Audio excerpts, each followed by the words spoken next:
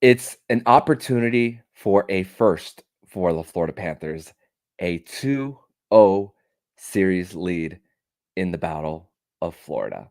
We're going to discuss that and more here on the Locked On Florida Panthers podcast.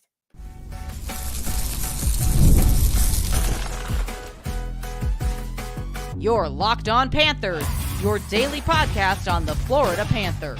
Part of the Locked On Podcast Network, your team every day. And welcome into this Tuesday, April 23rd edition of the Locked On Florida Panthers podcast, part of the Locked On Podcast Network. We're your team every day. Thank you for making the Locked On Florida Panthers podcast your first listen of the day. I'm Armando Velez from the Hockey News. You can follow me on X at Monoman12. Follow the show account on X and Instagram at LO_FLA Panthers. And shout out to everydayers who come back here and get your daily Florida Panthers fix. Today's episode is brought to you by Game Time. Download the Game Time app, create an account, and use code LOCKEDONNHL for $20 off your first purchase. You can do that all on Game Time.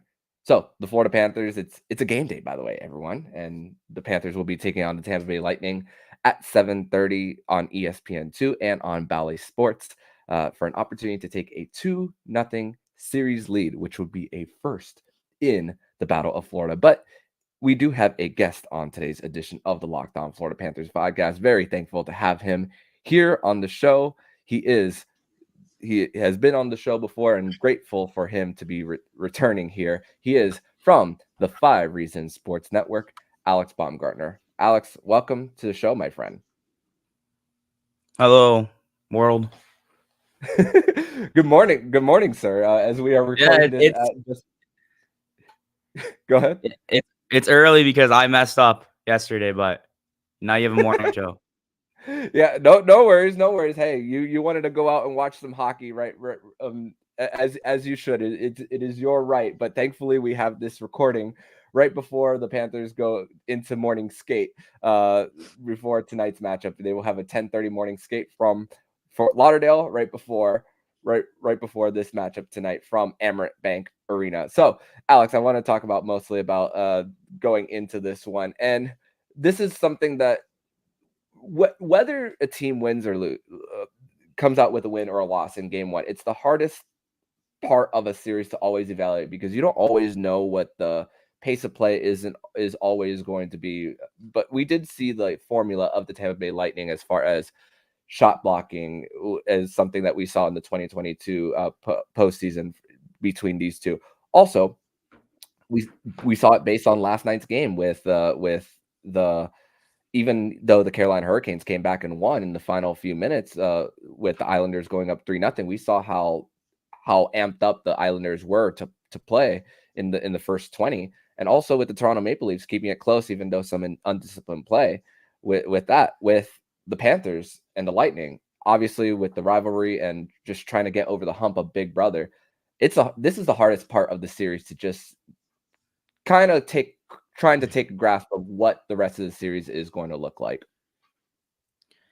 I mean, yeah, every game's important in the playoffs, but a game 2 is pretty big because it's either a 1-1 game going into game 3, and now you're on the road, or you completely control your home ice, and now you can what we call steal a game on the road, and that's where your home ice advantage kind of comes into play. Now, for the road team, you get a game on the road to split the series, you're stealing a game. So it's a big game today or tonight. Yeah, a big one for each of these teams. I mean, we saw both times for the Florida Panthers, especially in game 2 of the 2022 postseason, where close game and then that final few seconds where Ross Colton hit the game winner with less than 10 seconds left for the Lightning. But for this one, for the Panthers, it's just really about continuing your play when it comes to just the neutral zone, protecting your own end, quick outs and all. And for Paul Maurice, what he spoke about a lot as far in regards to the depth and the blue line, Dmitry Kulikov and Oliver Ekman-Larsson, he spoke about how they were pretty predictable for each other based on their play. We know Kulikov is more of a stay-at-home defenseman. Oliver Ekman-Larsson's one who could bring it up the ice, can pinch in when necessary.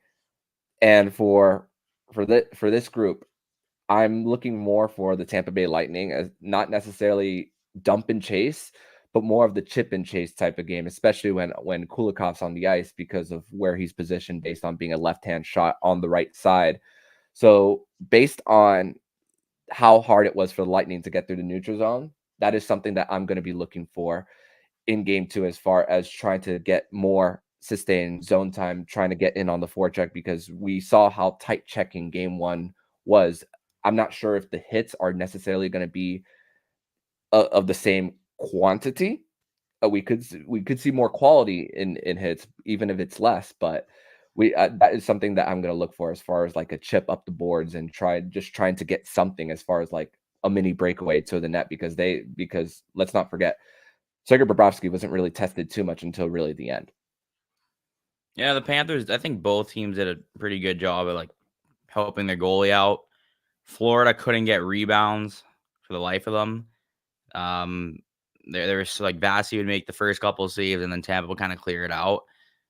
The Panthers did a relatively good job until you said the last couple minutes. And that's kind of desperation mode for Tampa. You're down 1 goal and then you're down 2 goals. And that's where Bob made his big saves. I liked Kulikov's game in game 1. I thought it was probably his best game as a Panther. No mistakes. Very like simple. I got the puck. I'm getting it out. And then OEL's another vet who's been just more than what they probably expected him to be this season. He doesn't come out of the lineup when he's healthy, right? So those 2 guys were impressive game 1, but I thought Kulikov specifically played like a hard body type of a playoff style hockey, and he kept it simple. So they're gonna need more of that from him. Yeah, all about the simplicity of the game, and you see that especially with the postseason. Even though Paul Maurice spoke before game 1 about the playoffs, it's just no vegetables. It's just all the good stuff. It's like Christmas morning for the Panthers. Kulikov also spoke about the hit on Michael Eyssimont, and he said, quote, "I've always have something like that in my mind. I like physicality in the game. I'm not looking for the big hit. But when the opportunity presents itself, when it lines up like that, it ends up being a good hit," close quote. So basically, yeah, we see the oohs and the ahs when it comes to physicality. And yeah, the sport of hockey, that's something that a lot of casuals especially talk about when they watch this game about, oh, I like hockey because of the hits. But for Kulikov, he's just looking to make the responsible play and just separate the puck and limit the amount of times for Tampa Bay in their own zone, which thankfully for the Panthers, they got a lot of that for they didn't get a lot of that, in the game 1. And that's really what hopefully for the Panthers, they're hoping to continue on in game 2 as far in regards to just zone time. And that's really what for the Panthers, it's been their big strength all season. But we're going to transition over to segment number 2, where we're going to discuss more about something that was talked about mostly in national radio for the Florida Panthers in regard to this game. Carter Verhaeghe as in big games on a word that Paul Maurice used when it comes to big moments for Carter Verhaeghe. We're going to discuss that and more here on a Locked On Florida Panthers podcast. Today's episode is brought to you by Game Time, and Major League Baseball is in full swing. Game Time is now the authorized marketplace for Major League Baseball, which makes getting tickets even faster and easier. Prices in the Game Time app actually go down the closer it gets to first pitch. With killer last-minute deals, all-in prices, view from your seats, and their lowest price guarantee, Game Time takes the guesswork out of buying MLB tickets. Pick out the specific games or matchups that you'd love to attend. For example, when the Marlins come back to Lone Depot Park, you can basically almost get the games for free if you use the Game Time app. And you could save up to 60% of buying off tickets for sports, concert, comedy, theater, and more. and save even more with exclusive in-app deals on select seats ahead of the game or event. Toggling this feature shows the total upfront with no surprises fees at checkout. Get the panoramic view from your seat on the app before you buy. Take the guesswork out of buying tickets with Game Time. Download the Game Time app, create an account, and use code LOCKEDONNHL for $20 off your purchase. Terms apply. Again, create an account and redeem code LOCKEDON NHL for $20 off. Download Game Time today. The last minute tickets, lowest price, guaranteed. The Locked On NFL Draft is available right now. Find the ultimate 6-episode series on Locked On NFL Draft to hear who the local experts are picking for every NFL franchise, with live reactions from local college football experts, even in the fantasy football angle. The Locked On NFL Mock Draft is available now on Locked On NFL Draft on YouTube or wherever you get your podcast. Back on this Tuesday, April 23rd edition of the Locked On Florida Panthers podcast. Thank you once again for making the Locked On Florida Panthers podcast your first listen of the day here on a Tuesday. And some news as far as Florida Panthers prospect news is Jack Devine will be going back for his senior season at the University of Denver. Something to monitor as for Devine as he is going into his senior year, and the last day for him to sign would be in August of 2025. So something to look out for as if he will sign with the Panthers or if he will be a college free agent coming out of his senior year from the University of Denver, the 2-time national champion for him. So, Alex, something I want to discuss more of the Panthers is something that was spoken about mostly after game one.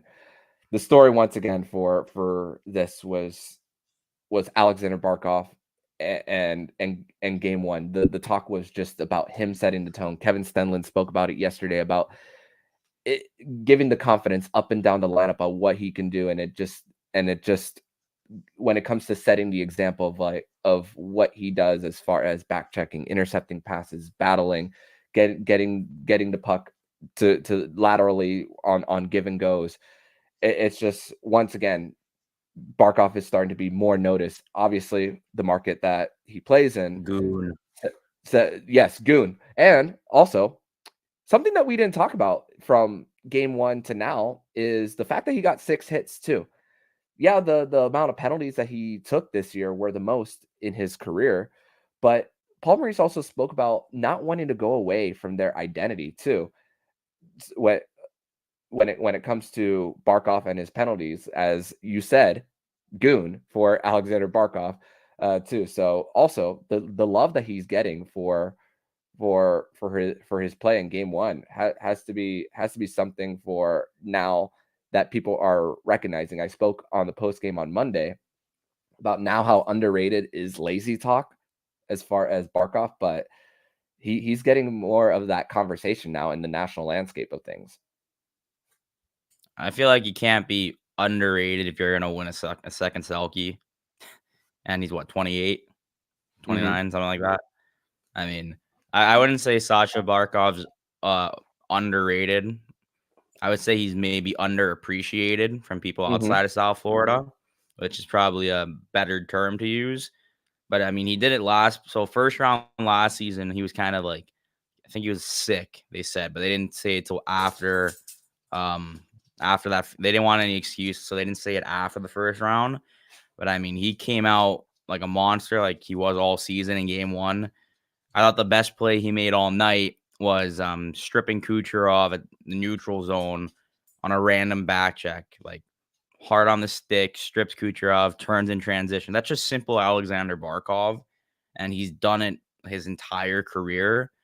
But yeah, I mean, he picked up the physicality now all season, and he was a goon, like they said. Led the team in hits. In game one, he was actively going for hits. I think the funniest thing was he went to level someone behind the net and lost his helmet. And when I saw the guy that lost his helmet, I'm like, there's no way that's Barkov. And of course, Barkov's fixing his helmet, putting it back up. midway up the ice. He's physical. He showed it a little bit last year in the playoffs. And I think what's important, you saw what John Cooper said, how before game one, he said, that's a team that didn't have too much playoff success, and now they have it. Well, now you see it. Going to the Cup final is important for the Panthers because you see how much different of a game certain players play. I'm like maybe like Ekblad or Barkov. It's a lot like harder playoff style hockey, and that's important for the team going forward. Yeah, and also with an experience of Carter Verhaeghe too, even though he's had his cup with the Tampa Bay Lightning just a few years before. Yeah, he's a in gamer. the bubble. And Paul Maurice used the non-existent word hecticities when it came to Carter Verhaeghe and just how, and it's not mostly, Good word. and it was mostly about the thriving and certain frequencies when your heart rate is up, your adrenaline is going, when you get in those moments about certain guys thriving in certain moments. And we saw it in 2022 against Washington.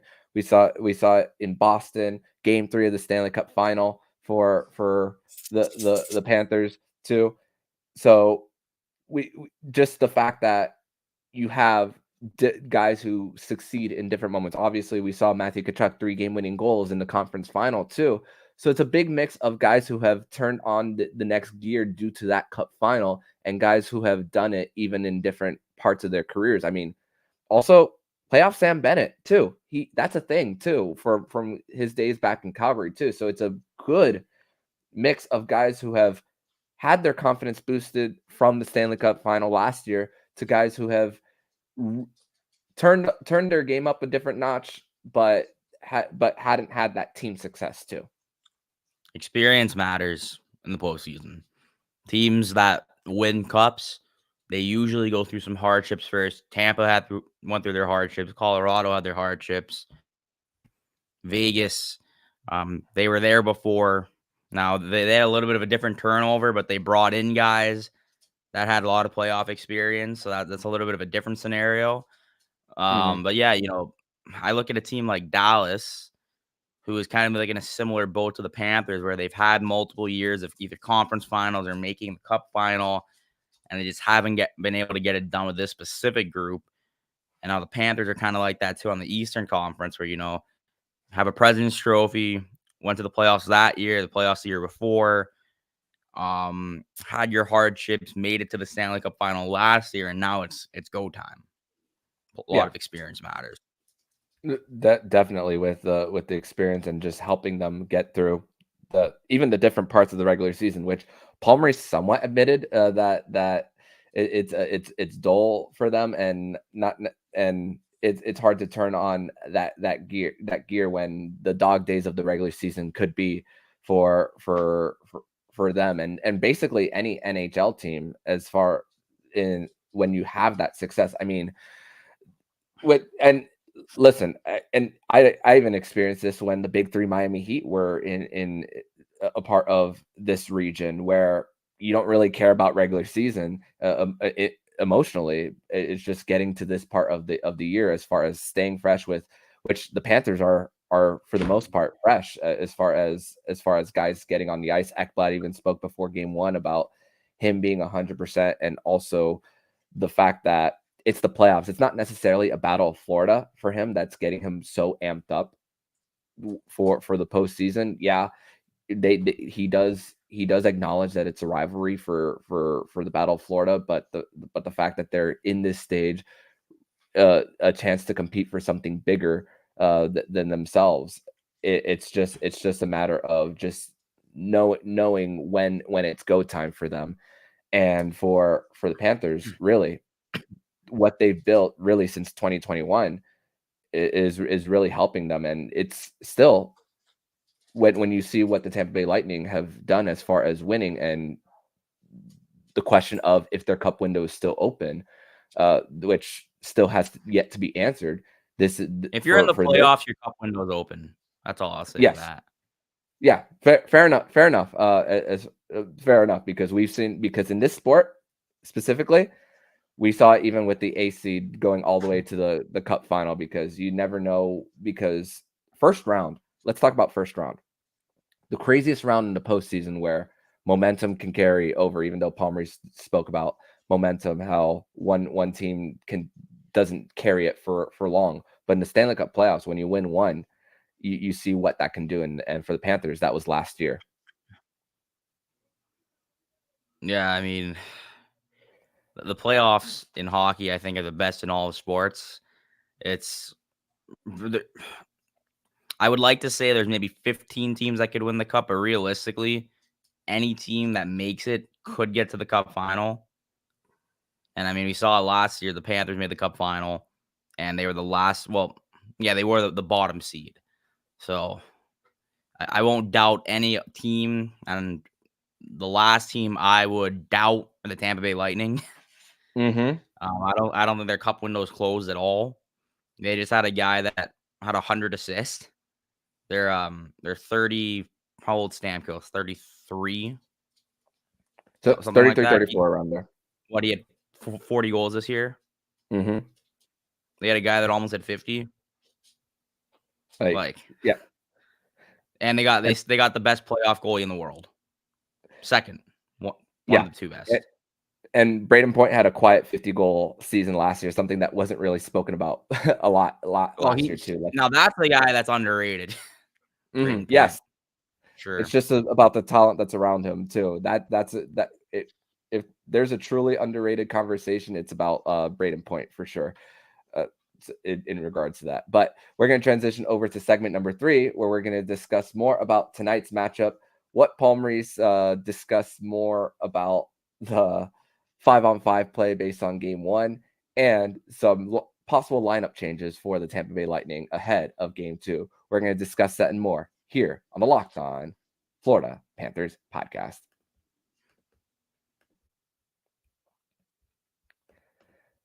Today's episode is brought to you by FanDuel. It's playoff time in the NBA and the NHL. Baseball's in full swing, and FanDuel is your place to bet on every game. Right now, new customers get $150 in bonus bets guaranteed. That's $150, win or lose. Bet on everything from slap shots to home runs to slam dunks, all in an app that's safe, secure, and easy to use. What are you waiting for? FanDuel.com/lockedon and make your first bet an automatic win. FanDuel, America's #1 sportsbook. This episode is also brought to you by Policy Genius. Policy Genius is the country's leading online insurance marketplace. It saves you time and money so you can provide your family with a financial safety in net starting today. Policy Genius helps you compare your options from top companies, and their team of licensed experts is on hand to help you through it. Talk to a team of award-winning agents who will walk you through the process step by step. Your work life insurance policy may not offer enough protection for your family's need. Even worse, it may not come with you if you leave your job. Check life insurance off your to-do list in no time with Policy Genius. Head to policygenius.com/lockedonHL or click the link in the description to get your free life insurance quotes and see how much you could save. That's policygenius.com/lockedonNHL.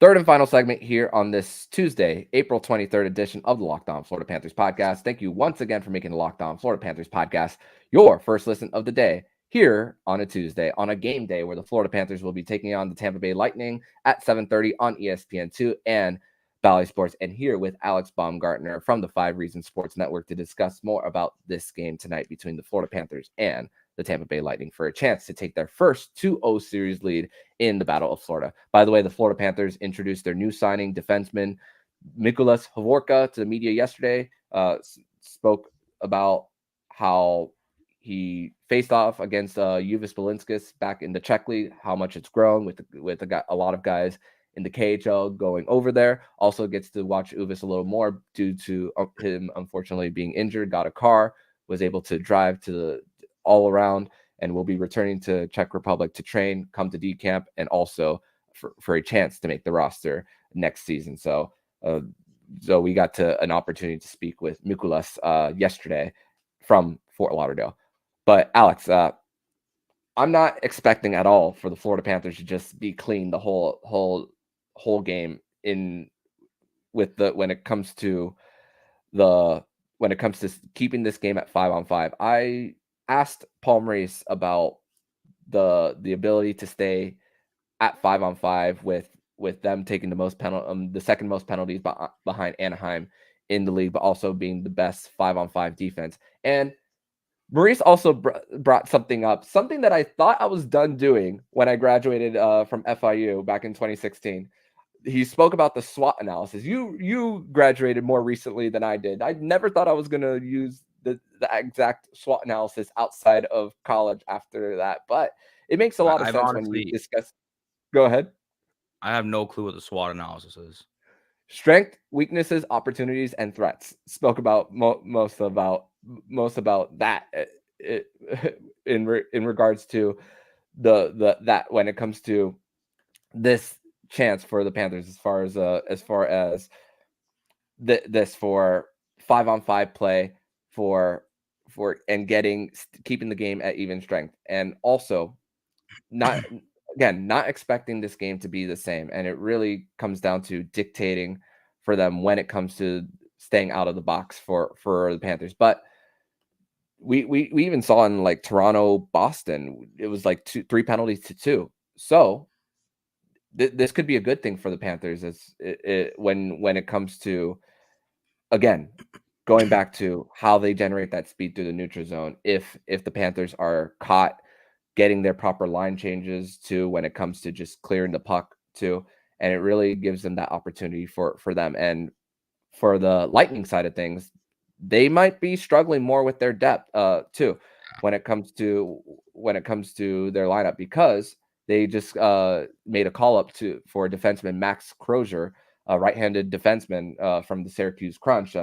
Don't know if Nick Perbix is going to be part of the lineup in game 2, but also going back to the Panthers, just really the difference in last year versus this year is Panthers don't really have some AHL guys really in their lineup going up and down, obviously with the cap situation last year. But look at what's happening this year with their defense core.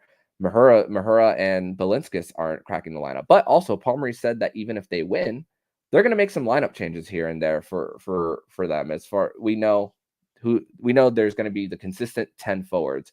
Questions are, it's going to be the Lombergs of the world gonna play. I don't think Nick Cousins is going to be a scratch for the Panthers unless something really happens in his play for them. So I believe for at least the first 2 games, they're going to keep what they had in game 1 and just go from there. I think you make your plans based on the first 2 games, and then you readjust there based on the wins and losses. How are you seeing this? So I'm going to be honest with you. I've been on that SWOT thing for the last like 4 minutes because I've we didn't do SWOT analysis in journalism school. I just researched what it was, and now I know why we didn't do it. There's a reason I went to journalism school, and it was to not do math and to not do SWOT analysis. That's basically it. Quickly on Perbix from Chris Kren. Yesterday, and Chris Kren is the Tampa Bay Lightning beat writer. Yesterday at practice, him and Tyler Mott were both absent for body maintenance. And the Bolts had Crozier and Lilleberg as their third pair, with Dahan, Sergachev, and Fleury working in as extras. And now Sergachev's not playing in the first round. Yep. He's not. But that's kind of they're working with. And for the playoffs, if the Panthers were, if Charlotte wasn't in the postseason, the Florida defenseman skating here. So we'll see what happens at morning skate for the Lightning. And then your second point, you were asking about who you slot in, right? Mm-hmm. Yeah. Like I personally don't think they will make one tonight. Maybe it will be later in the series, in my opinion. No, this was the lineup that we expected them to run like a month ago, like right after the trade deadline. We're like, this is still going to be the lineup that they run game 1 of the playoffs, if everyone's healthy, and it worked perfectly fine. And yeah, I mean, until like there's the guys on the fourth line, they're gonna have a little bit of a short leash, just because you can throw in Jonah Gadjevich, who played pretty consistently and well during the season. Steven Lorentz really picked it up and kind of worked himself back into, okay, we trust him in a playoff game, so we can put him there too. And then obviously Kyle Opozo, they have no problem throwing him in anywhere. But for now, I wouldn't make a change. They won't make a change until they have to. If someone gets hurt or if someone doesn't play good, that's when someone comes out. The top 9 is not going to change at all unless someone gets hurt. I don't think any of these guys are getting scratched or benched. They've been too good all season. But yeah, it's for the long haul. They got depth for a reason in the offseason. They got depth at the trade deadline because of what happened in the Cup final. So don't expect any line changes unless someone's hurt, at least today. Yeah, and I also think of the fact that because they're up and because they were dictating the pace of play too, especially in those first 15 or so minutes, that you're not adjusting to what the other guys are doing on the other side for Lightning. So you're not having to adjust to them. You can adjust to yourself, and that's the luxury that the Panthers have in this situation for where they're currently in. And yeah, like I said at the beginning of the episode, this is the hardest part to really get your grasp on for this series. We'll definitely get to know more as how the series is going to go after game 2, but also it goes back to you're dictating your own adjustments. It's not the other ones dictating for you. And even John Cooper once again spoke about the Panthers throwing them off their game plan. So this is the luxury of going up so early. It's a marathon, not a race. Every round of the whole playoffs. I'm not going to overreact from a game 1 win. The same way I wouldn't overreact if the Lightning won 3-2. Now, if it was like a 6-1 game either way, then I would have been like, all right, let's look into this a little more. But either team could have won the game. I think the Panthers did dictate the pace. They were the better team for 45 minutes, and the Lightning made them pay the 15 minutes that the Lightning were the better team. But at the end of the day, you're up 1-0. And you have a big game tonight to go into Tampa up 2-0 instead of going into a place that has multiple Stanley Cups 1-1. So it's a big game for sure. Big game one way or the other. Big swing for each of these teams right before they shift to Tampa Bay. So morning skate is in just over an hour from now, from the time of this recording, and I will be providing you some updates on the Locked On Florida Panthers YouTube channel via YouTube Shorts and on our socials. So, Alex, I want to thank you so much for joining me on this edition of the Locked On Florida Panthers podcast to preview tonight's game between the Florida Panthers and the Tampa Bay Lightning. Tell everybody where they can follow you and your work online, my friend. On Twitter at Baumgartner91. All my articles are on 5 Reasons Sports. I'm sorry, the dog really wants to get picked up right now, but he's running around the place. And yeah, probably somewhere else on the Locked On Florida Panthers podcast, somewhere down the line. There you go. Yep. No doubt. Can't wait to have you back in future episodes, and see you later today, my friend. And if you like what you're hearing, please subscribe to the podcast and be notified every single time the Locked On Florida Panthers podcast jumps into your podcast feed. Don't forget to also subscribe to the other shows on the Locked On NHL network, including Locked On NHL, Locked On Fantasy Hockey with Flip Livingstone and Steele Roden, and Locked On NHL Prospects. Thank you once again for making the Locked On Florida Panthers podcast your first listen of the day. So I'm Armando Velez with Alex Baumgartner, and you've been listening to the Locked On Florida Panthers podcast, part of the Locked On Podcast Network.